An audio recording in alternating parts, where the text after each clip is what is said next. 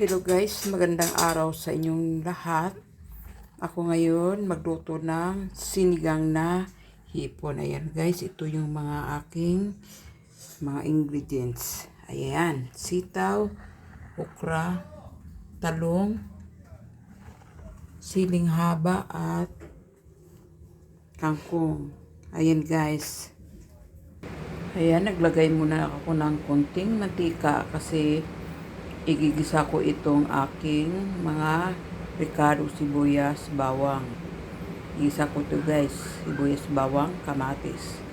Ayan. Ang bawang guys, igisa ko na yung bawang. Sunod na natin yung sibuyas. Ayan. At nilagay ko na rin yung kamatis at halu-haluin natin para maluto yung ating sibuyas, bawang, kamatis guys. Ayan. Ito ay version ko sa sinigang na hipon. Ayan guys.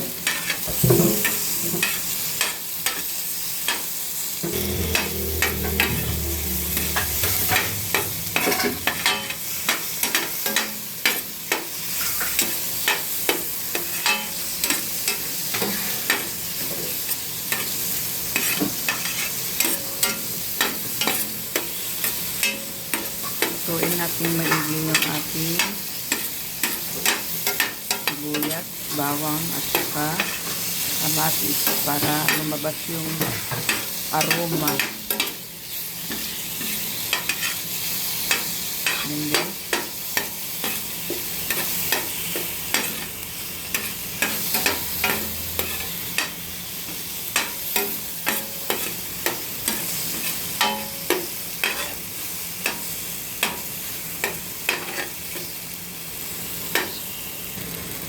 At lagyan na natin ng tubig para sa sabaw ng ating sinigang.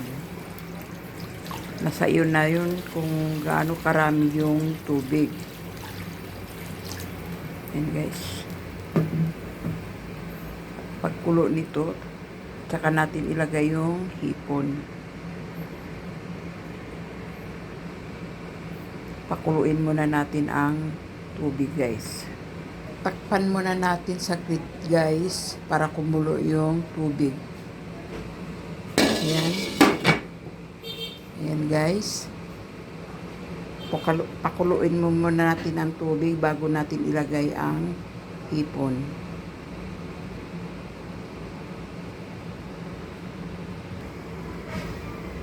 Ayan guys, kumulo na ang aking sabaw. Ayan. Pwede na natin ilunod ang hipon. Ayan guys, nilagay ko na yung hipon. Ang laki ng hipon na nabili ko. Ayan, ito ay sinigang na hipon.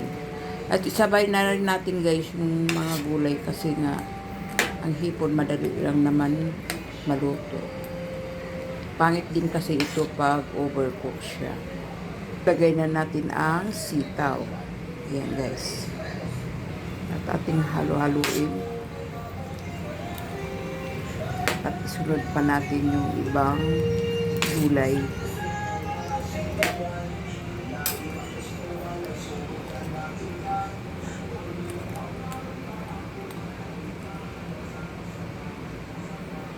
Pakuluin natin ng kunting minuto lang para isunod na natin yung ibang gulay na madali lang maluto tulad ng okra at saka talong. Ayan guys. Pakuluin muna natin. Ating takpan muna ng ilang minuto. Ayan.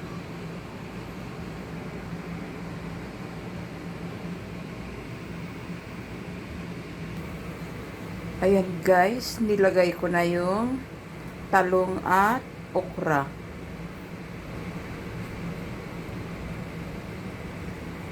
Ating pakukuluan ng konti para sa ating gulay upang ito ay maluto.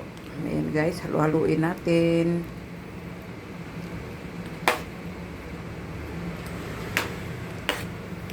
Antayin natin maluto yung ating okra, sitaw at talong at atin nang isunod yung kangkong. Ayan guys.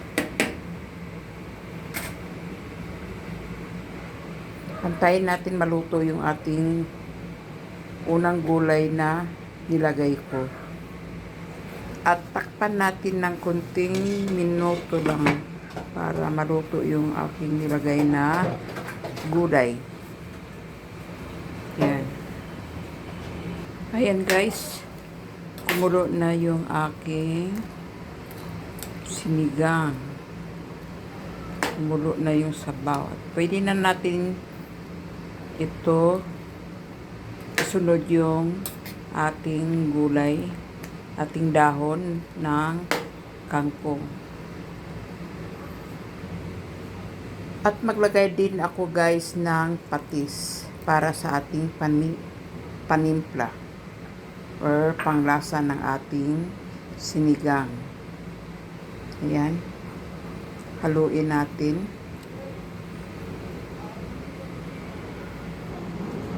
At maglagay rin ako ng isang kutsarang asin. Ayan guys. Ito yung ulam namin ngayon. Pananghalian. Seafoods naman tayo at magluto din ako ng may nakita akong binili ko ng pusit. At ito'y lutuin ko rin kasi marami kami dito sa bahay.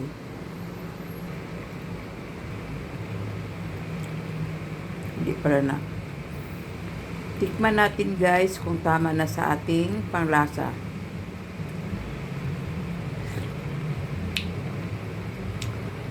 Para sa akin, tama na.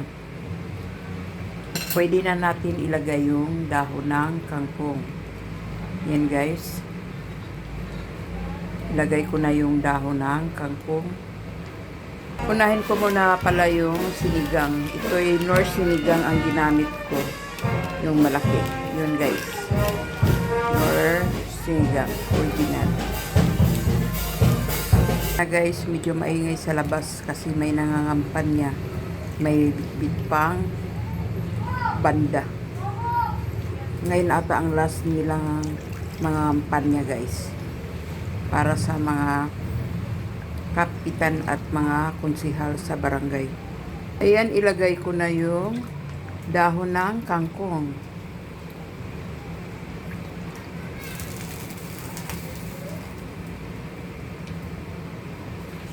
Ayan, at ating halo-haluin guys. Ilubog natin yung dahon sa kangkong. At kunting-kunting minuto na lang ito ay luto na. Kasi madali naman maluto ang kangkong. Mag-antay lang tayo ng kunting minuto at luto na itong ating sinigang na hipon for today's lunch. Alam nyo guys, dito sa bahay ako lang talaga ang laging nagluluto. Kasi pag ayaw ko yung lasa, hindi ako kumakain. Gusto ko talaga ako magluto para masarap. Nasanay na talaga ako na ako nagluluto sa aking mga ulam dito sa bahay. May okasyon man or pang araw-araw naming ulam. Ayan. Malapit na. Ito'y luto na talaga at pwede na natin patay ng apoy. Maglagay pala ako guys ngayon ng siling haba. Ayan, lagyan natin ng siling haba guys. Ang ganda ng siling haba, press na press. Ayan. Pag ako kasi guys, bumili ng gulay, gusto ko ngayon din para press ko yung gulay. Hindi nakalagay sa ref. Gusto ko press ko talaga ang mga gulay ko guys. Pag ako nagluto ng gulay. Ayan guys, luto na ang ating sinigang na hipon. Maraming salamat sa inyong panunood at don't forget to like, share, and subscribe my channel. Bye!